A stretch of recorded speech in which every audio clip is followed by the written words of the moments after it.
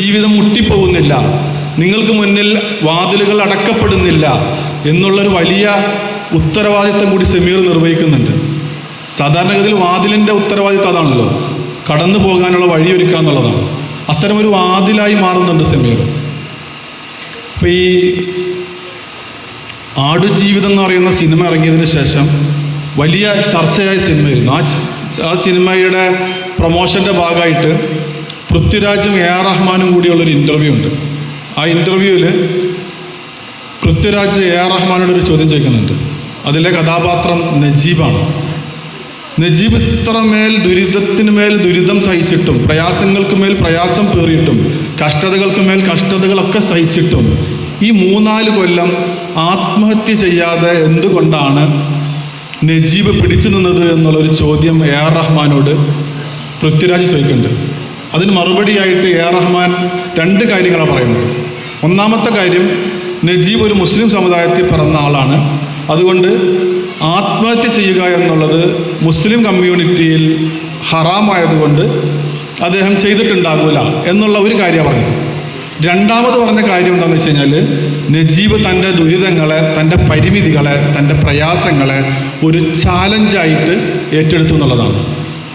നജീബ് അതെങ്ങാനും ഒരു പണിഷ്മെൻ്റായിട്ടാണ് കണ്ടിരുന്നതെങ്കിൽ, ദൈവം നൽകിയ ഒരു പണിഷ്മെൻ്റായി, അല്ലെങ്കിൽ തൻ്റെ ജീവിതം നൽകിയ ഒരു പണിഷ്മെൻ്റായാണ് നജീബ് തൻ്റെ പ്രയാസപൂരിതമായ ജീവിതത്തെ കണ്ടിരുന്നെങ്കിൽ നജീബിന് ഒരിക്കലും 2 കാലിൽ എഴുന്നേറ്റ് നിൽക്കാൻ പോലും പറ്റില്ലായിരുന്നു. പക്ഷെ അതൊരു ചലഞ്ചായി കണ്ടപ്പോൾ അത് മറികടക്കാനാകുമെന്നുള്ള ഒരു ശേഷിയിലേക്ക് അദ്ദേഹം പിടിച്ചു നിൽക്കുന്നവനായി മാറി എന്നുള്ളതാണ്. ഒരു പക്ഷേ നമ്മുടെ ജീവിതത്തിൽ ഉണ്ടാകുന്ന ഓരോ പ്രയാസങ്ങളെയും ചാലഞ്ചായിക്കൊണ്ട് ഏറ്റെടുക്കാൻ സാധിച്ചാൽ ഈ റഫീഖിനെ പോലെ മികച്ചൊരു യൂട്യൂബ് സിംഗറായിട്ട് ഓരോരുത്തർക്കും മാറാൻ പറ്റും. വലിയ അടയാളപ്പെടുത്തൽ സാധ്യമാക്കിയ ഒരാൾ കൂടിയാണ് റഫീഖ്. ഞാൻ ഈ റഫീഖിനെ പറയുന്നത് വെച്ച് കഴിഞ്ഞാൽ, റഫീഖ് ഇവിടെ നമ്മളെ മുന്നിൽ ഇങ്ങനെ ഇരിക്കുന്നുണ്ട്. റഫീഖിന് ഇങ്ങനെ മുന്നിൽ ഇങ്ങനെ എന്താ പറയുക ആത്മവിശ്വാസത്തോടെ ഇരിക്കാൻ പറ്റുന്നത് തൻ്റെ ഉള്ളിലുള്ള കഴിവിൻ്റെ ശേഷി കൊണ്ടാണ്.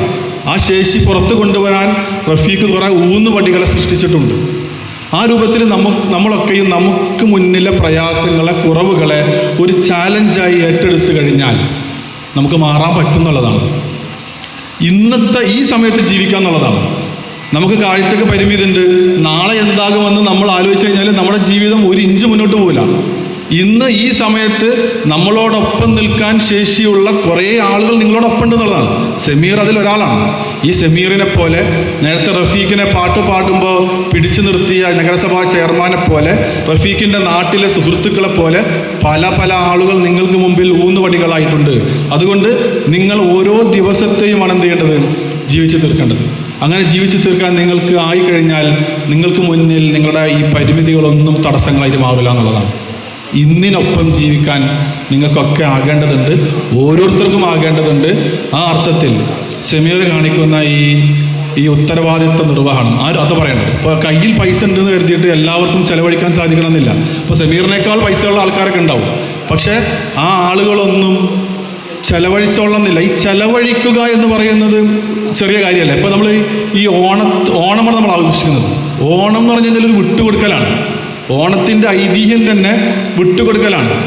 വാമനൻ വന്ന് മഹാബലിയോട് തൻ്റെ രാജ്യം മുഴുവൻ ചോദിച്ചപ്പോൾ മഹാബലിക്കറിയാം, തലവെച്ച് കൊടുത്താൽ രാജ്യം മുഴുവൻ പോവും, എല്ലാം നഷ്ടപ്പെടുമെന്ന് പറയാം. പക്ഷേ വിട്ടുകൊടുക്കാനുള്ള ആ മനസ്സിൻ്റെ പേരായിരുന്നു ഓണം ആയി നമ്മൾ ആഘോഷിക്കുന്ന ഇതിൻ്റെ സന്ദേശം എന്നുള്ളത്. അതായിരുന്നു മഹാബലി പ്രകടമാക്കിയത്. ആ അർത്ഥത്തിൽ സമ്പത്ത് കയ്യിലുണ്ടെങ്കിൽ അത് വിട്ടുകൊടുക്കാനുള്ള മനസ്സുണ്ടാകുക എന്നുള്ള ഒരു വിശാലത ഉണ്ട്. ആ വിശാലതയിൽ നിന്നാണ് ഈ ചേർത്ത് പിടിക്കലൊക്കെ ഉണ്ടാവുന്നത്. ആ അർത്ഥത്തിൽ സമീർ പ്രകടമാക്കിയ ഈ ഓണാഘോഷത്തെ, ഈ ചേർത്ത് പിടിക്കലിനെ, ഈ കൂടെ കൊണ്ട് നടക്കലിനെ ഒക്കെയും എന്താ പറയുക, ആത്മാഭിമാനത്തോടെ, സമീറിൻ്റെ നാട്ടുകാരൻ എന്ന നിലയിലുള്ള ആത്മാഭിമാനത്തോടെ നെഞ്ചേറ്റിക്കൊണ്ട് ഈ പരിപാടിക്ക് എല്ലാ തരത്തിലുള്ള ആശംസകളും നേർന്നുകൊണ്ട് നിർത്തുന്നു. നന്ദി.